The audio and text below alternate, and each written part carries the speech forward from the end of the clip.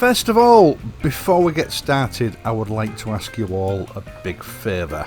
YouTube Analytics has made me aware that over 60% of the people that watch my videos are not actually subscribers. Now, in a way, that's a good thing because it shows that my videos are reacting well to the YouTube algorithms and my videos are getting noticed and getting views. But it can also be a bad thing because it means if you're not a subscriber, you won't be alerted whenever I publish a new video. So can I ask you please, if you're not a subscriber, subscribe to this channel. It's totally free of charge. It takes about a second to do. Just hit the subscribe button.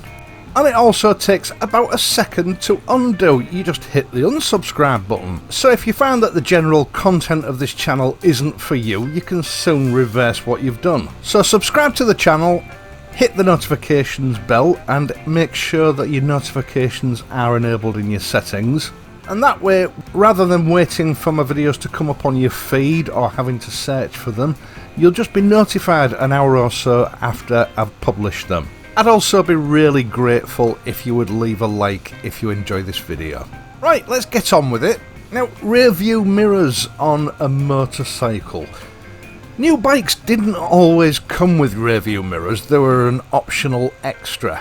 I suppose in the early days of motorcycling, it didn't matter too much what was behind you because there wasn't a lot of traffic on the roads. And not including mirrors on new motorcycles also helped to keep the cost down. And it wasn't actually until the mid to late 1960s that manufacturers started to add them on as standard equipment in an attempt to tempt customers to buy their bike and perhaps make them appear better value than certain other brands. Now this meant that from about the 1920s onwards there was a roaring trade in accessory aftermarket mirrors. One company that joined in with this lucrative market was a company called Stadium. Stadium had been around since 1911. They weren't specifically a motorcycle accessories company, they had their fingers in all sorts of pies, but throughout the 1930s and well into the 1970s, there were a force to be reckoned with where motorcycle accessories were concerned. I'm sure there'll be a lot of mature bikers out there that will remember the name. Now, Stadium did things properly. Primarily, they were a casting manufacturer, whether it was been metal or plastics, at a time when all the competitors were just bending pieces of metal to make their accessories. And it was this strength and high quality luxury manufacturing method that made Stadium stand out from its competitors. They were, for quite some time, if you like, the Rolls Royce of motorcycle accessories. Now, I did some research into these mirrors some 4 years ago when I first did a video of fitting them to the Bonneville models, and as far as I'm able to tell, these were first introduced into the motorcycle market round about 1934. Which I think must, without a doubt, make them the oldest motorcycle accessory that's been in continuous production and is still in production today. Getting on for 90 years now, that makes it even older than the Royal Enfield Bullet. These mirrors are an iconic piece of motorcycle hardware. They reached the peak popularity throughout the late 1950s and towards the end of the 1960s. The popularity only waning during the 1970s when it became commonplace to include mirrors on bikes when they were new. Now, by the early 1980s, these accessories were just about set to disappear off the face of the earth. But a little bit of forward thinking from HALCYON Classic Parts saved them. They bought the manufacturing rights and continued to manufacture them and market them under the HALCYON name, selling them as a period correct mirror for vintage motorcyclists for all classic vintage motorcycles ranging from the 1930s until the end of the 1960s. In fact, I would go so far as to say is that these mirrors have become a bit of a cult classic. Many modern classic bike owners being oblivious to their existence and often choosing other lesser products for the bikes when it comes to upgrading the mirrors. The mirrors that come fitted to the Interceptor as standard are sort of okay, they do the job, but they're not particularly good quality and the lopsided stance annoys a lot of people, me included. and it was originally my intention to replace them with some HALCYON bar ends. The only problem is they don't fit the Interceptor, and HALCYON don't make an adapter to fit the Interceptor. I've approached HALCYON a couple of times because I do have a good relationship with them, but 2 years have passed and nothing's happened. Usually what people do is they'll go to the likes of Rizoma or Oberon or any of the Chinese companies, and they'll try to select something which will work with the Interceptor that isn't too obtrusive. But to my eye, they always look too modern. I mean, what's the point of buying a modern classic motorcycle and then stick a modern mirror on it? I think a lot of those sort of parts are sort of missing the point, and personally, I would rather stick with the originals. Now, a few weeks ago, one of my patrons got in touch with me and sent me some photographs of his Interceptor, with what appeared to be some HALCYON bar and mirrors fitted. Now, I knew HALCYON weren't making any fitting kits for the Interceptor, so I assumed that they were one of the many HALCYON mirror copies from China that are available on the market. Copies that are just made out of cheap monkey metal in an attempt to fool the buyer into thinking that he's buying an iconic piece for a bargain basement price. Now, the chap that brought these to my attention couldn't remember the name of the manufacturer, but he did tell me that he bought them from Hitchcocks, so I had a look on their website.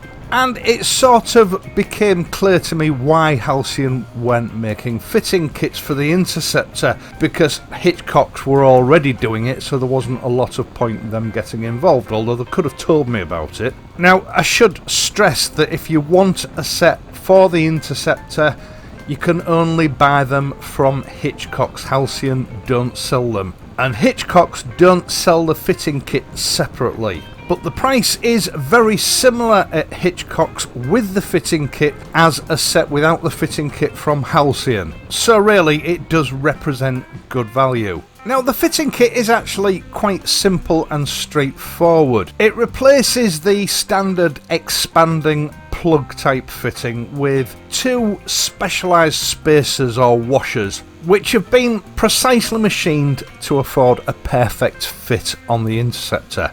Now, the thicker of these two spacers is a raised rectangular mount that fits into the actual mirror knuckle itself. The other one is a semicircular sort of half moon design, and this is designed to engage onto the handlebars of the Interceptor. I'm not sure that I've explained that very well, but I'll try and show you.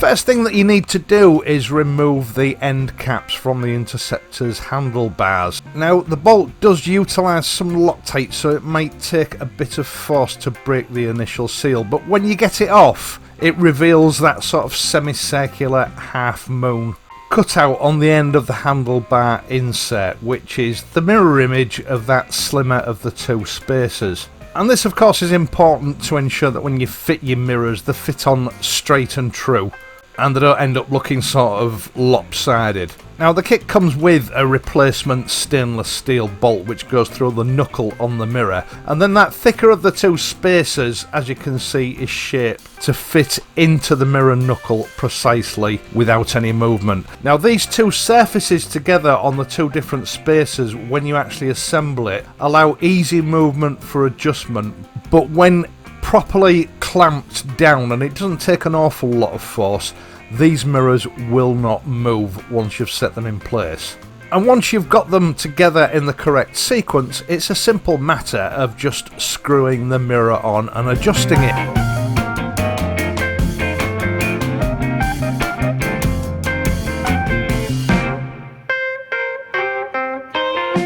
Now, both the fitting knuckle and the arm of the mirror are cast in stainless steel and then polished. And the knuckle to arm interface is on a sprung ratchet, so you can adjust these to any position you want. You can even have them underslung if you want to go for that sporty cafe racer look. Now, I speak from experience here. I've got a lot of years experience with this design of mirror, and they are absolutely bomb-proof. Believe me, these mirrors will still be around and in perfect working condition long after your bike's been sent to the scrapyard. And one of the great things about these mirrors is that in the event of a tumble, if any of the components get damaged, you can buy each individual component separately from HALCYON Classic Parts to rebuild your mirror. You don't have to buy a complete new one. Now, to set the mirrors up, first of all, set the position where they're fastened onto the handlebar. I always like to tilt them down very slightly, and then establish what position you want to set the arm in. Once you've done that, the stainless steel mirror head can be set in any position you want it by a standard sort of swivel mount. And once you've set the mirror head's position, it's locked in place with the locking nut. This means that you can easily fold your mirrors in tight parking spaces and then just move them back out to the normal position without fear of disrupting the settings on the mirror. This is a high-end feature that you don't see on modern motorcycle mirrors, which can easily be knocked out of adjustment. They knew what they were doing back in the olden days, and obviously this is a feature that has been lost over time in the name of cutting costs. Now, when it comes to actual performance as a rear view mirror, I can honestly say in the last 20 or 30 years I've never come across a mirror that performs quite as well as these mirrors do. And they do give very nearly a 180 degree rear view. They give a very clear and crisp rear view. And due to the wonderful way that these mirrors are put together, I can say that I've never had any problems with vibration. And although they may not suit every taste, and they probably won't suit every bike, where applicable, I think they do represent just about the highest quality and practical mirror solution on the market. Now, this round version mirror was introduced in the late 1950s as a sort of a modern facelift for this mirror set. But Hitchcocks do also sell the original 1930s sort of square version, if that floats your boat. Once again, thanks very much for watching. I will of course leave links to Hitchcocks Motorcycles website for these mirrors, should you want to have a look. I believe they do a version of these specifically for the Classic 500 as well, so I'll see if I can get hold of a pair of those sometime in the not too distant future. Personally, I think a set of these and the Classic 500 are a marriage made in heaven. I will of course be back on Friday, so until then, if you're riding, please ride safely, and I'll see you soon.